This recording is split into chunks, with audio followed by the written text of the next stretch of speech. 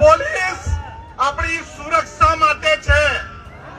Police કાયદો વ્યવસ્થા જાળવવા માટે છે.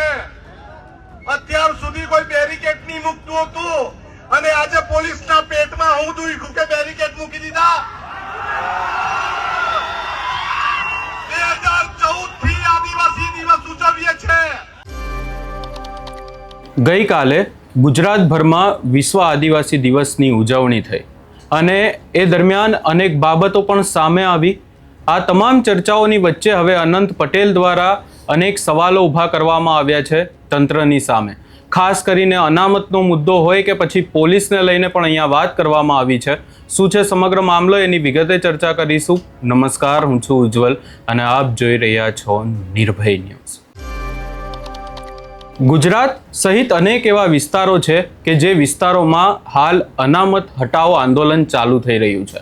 આ અનામત હટાવો આંદોલન ચાલી તો રહ્યું છે, પરંતુ આ તમામ ચર્ચાઓની વચ્ચે બીજી બાજુ આદિવાસી સમાજ દ્વારા પણ અનેક સવાલો ઊભા કરવામાં આવી રહ્યા છે. આ તમામ ચર્ચાઓની વચ્ચે વાંસદામાં અનંત પટેલ દ્વારા આ અનામત હટાવો આંદોલનને લઈને પણ વાત કરવામાં આવી.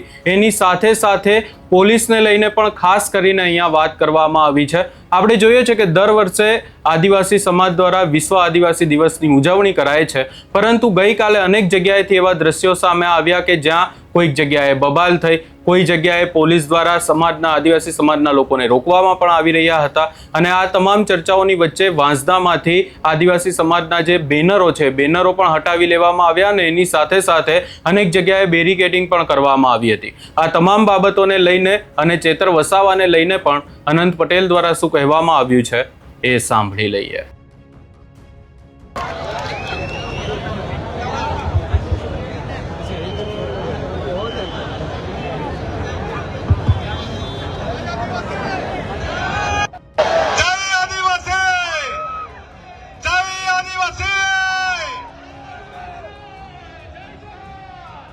નાચવામાં જ ઇન્ટરેસ્ટ છે કે જય આદિવાસી બોલવામાં ઇન્ટરેસ્ટ નથી?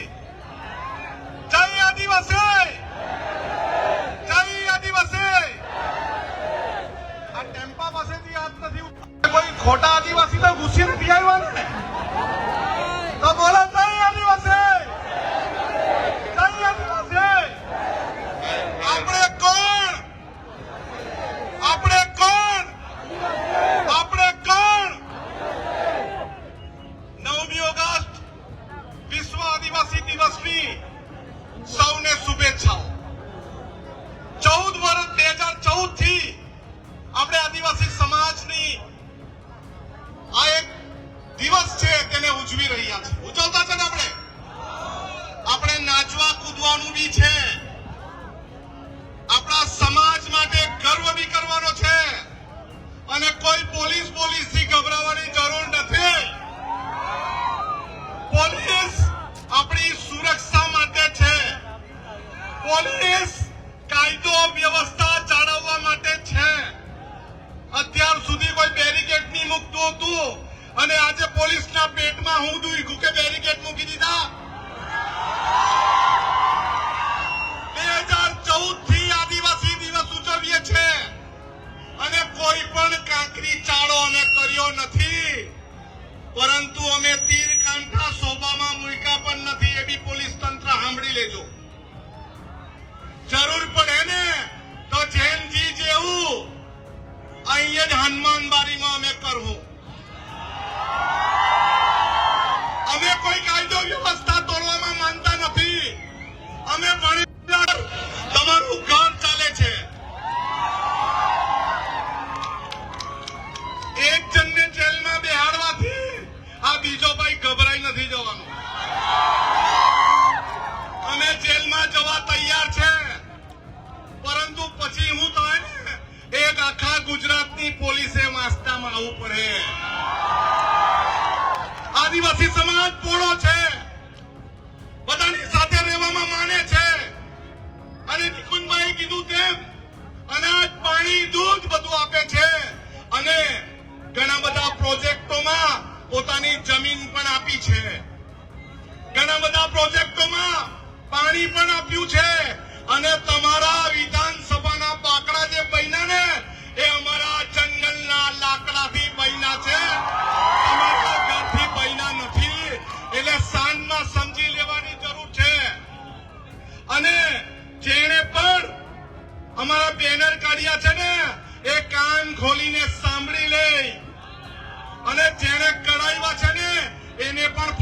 આવીને સંભળાવી લઉં, કાલે બીજા 10 બેનર અમે બાંધવા તૈયાર છે.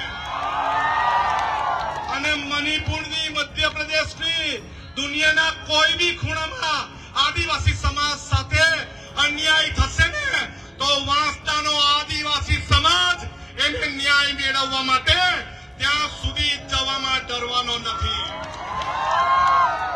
પાણી જોઈએ, દાદાગીરીથી ડેમ બાંધવાની કોશિશ કરે.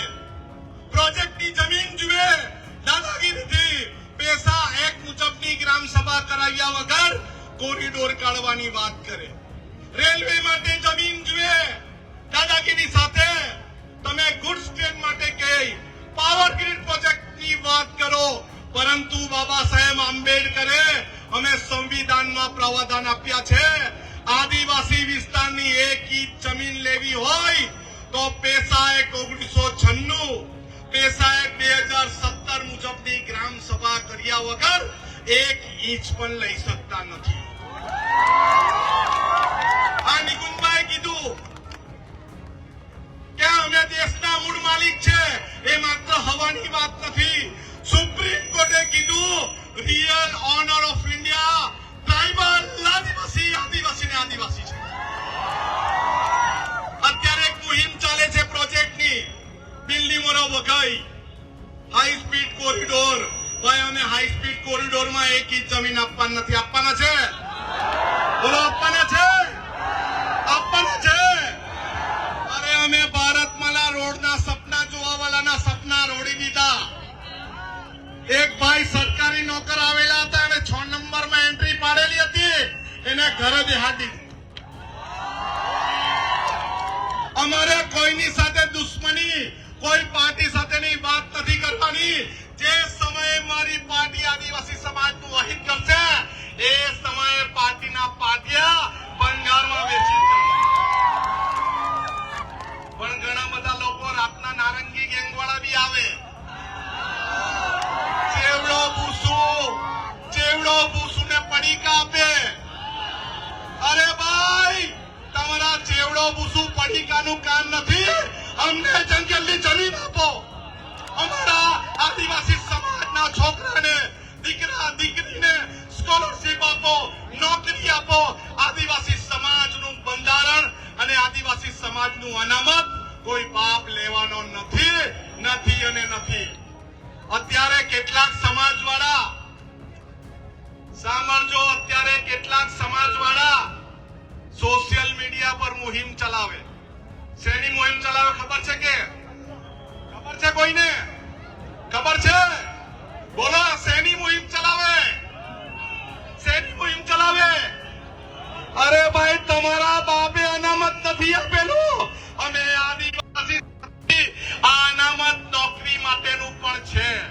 અને આ અનામત અમારા જેવા રાજકીય માણસોનો રાજકીય અનામત પણ છે. એટલે બીજા નારંગી ગેંગવાળા ઘેરે બેહીને ખુશ થતા હોય અનામત જાય તો કઈ નહીં ભાઈ. અરે અનામત જાય ને તો તમારી ખુરશી બી પૂરી થઈ જાય.